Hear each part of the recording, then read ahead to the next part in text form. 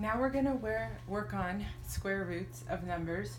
So I'm going to show you what to do if you see a number inside something that looks like this, and get used to seeing a number that looks like that, because it means that you need to find the square root, and it means that there is a number times itself that will equal the number on the inside. And so you need to start memorizing square roots. It'll make it a lot easier. So I already know that the square root of 25 is 5, because 5 times 5 equals 25. And then the square root of 9 would be 3, because 3 times 3 equals 9.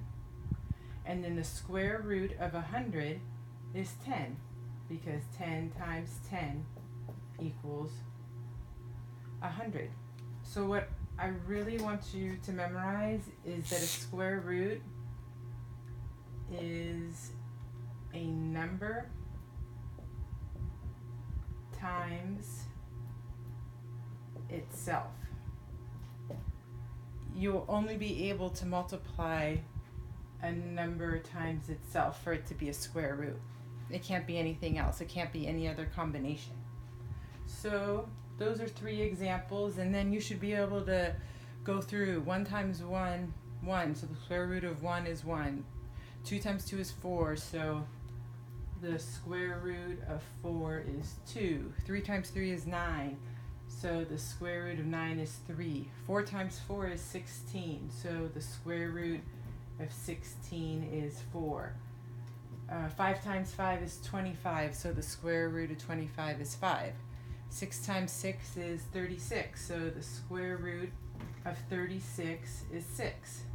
7 times 7 is 49. So the square root of 49 is 7. 8 times 8 is 64. So the square root of 64 is 8. 9 times 9 is 81. So the square root of 81 is 9. And then 10 times 10 is 100. So the square root of 100 is 10.